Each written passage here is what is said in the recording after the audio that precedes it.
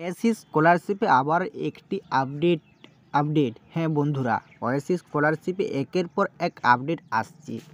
এই মুহূর্তে নতুন যে আপডেটটি এসেছে, আপডেটটি প্রত্যেকটি ছাত্রছাত্রীদের জানা ভীষণই জরুরি।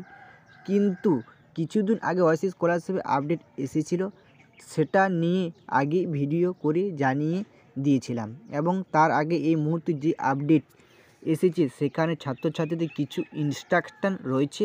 ওএসিস স্কলারশিপে আবেদন করার আগে প্রত্যেকটি ছাত্রছাত্রীদের সরাসরি নির্দেশের সম্পর্কে অবগত করানো হয়েছে। ছাত্রছাত্রীদের জন্য এই মুহূর্তে নির্দেশ রয়েছে, সমস্ত তথ্যটা আজকের এই ভিডিও থেকে জানতে পারবে। আজকের এই ভিডিওটি শেষ পর্যন্ত দেখবে।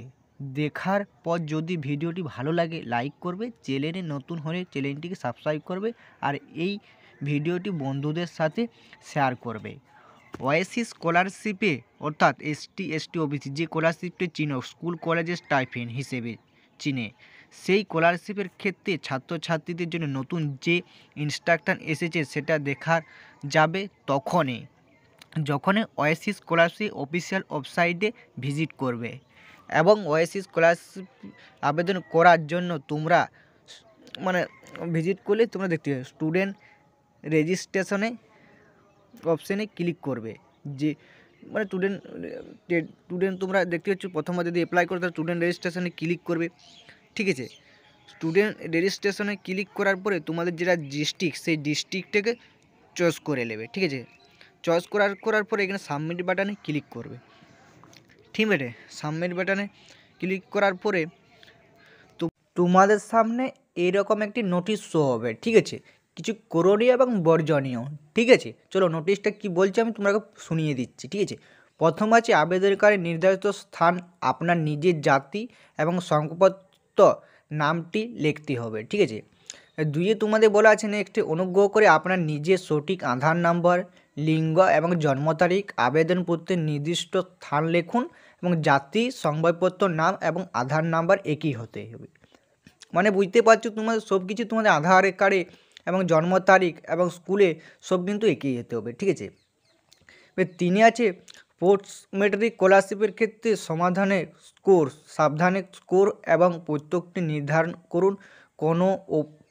কোনো অফিসের ফলে আবেদন প্রত্যাখ্যান হতে পারে এবং কোনো ভুল তথ্য দিয়ে স্কলারশিপের টাকা পেলে পুনরায় করা যেতে হবে এবং মিথ্যা তথ্য দিয়ে স্কলারশিপ পেলে আইনি ব্যবস্থা নিতে হবে।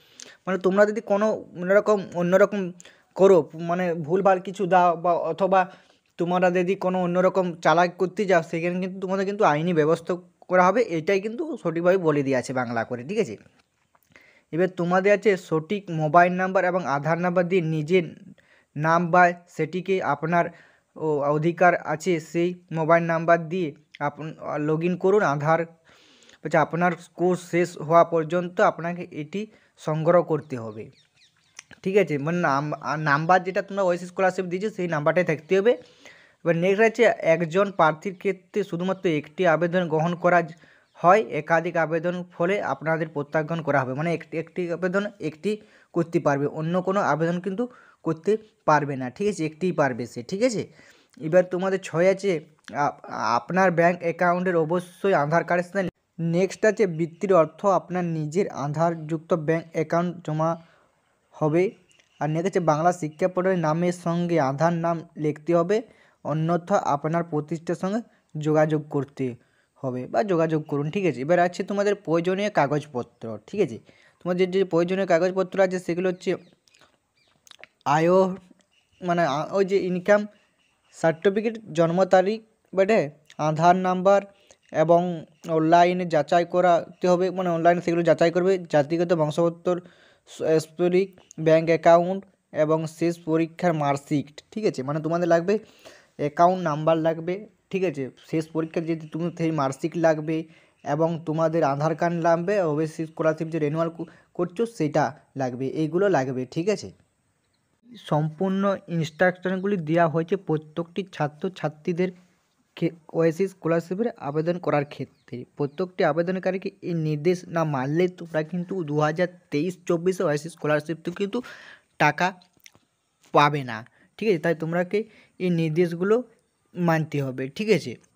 আর তোমরা যদি এর সম্পূর্ণ নোটিশ দেখে নিতে চাও তাহলে ওয়াইসি স্কলারশিপ অফিসার ভিজিট এসে তোমরা স্টুডেন্ট রেজিস্ট্রেশনে ক্লিক করবে। স্টুডেন্ট রেজিস্টার করে তোমার জেলাটা সিলেক্ট করে তোমরা ওখান থেকে কিন্তু নোটিশটা কিন্তু দেখে নিতে পারবে, ঠিক আছে। এই ছিল তোমার সম্পূর্ণ ভিডিও, ঠিক আছে। যদি ভিডিওটি ভালো লাগে অবশ্যই লাইক করো দিবে, চ্যানেলে নতুন হয়ে থাকলে অবশ্যই চ্যানেলটি সাবস্ক্রাইব করে দিবে এবং বন্ধুর সাথে ভিডিওটি শেয়ার করে দিবে, ঠিক আছে।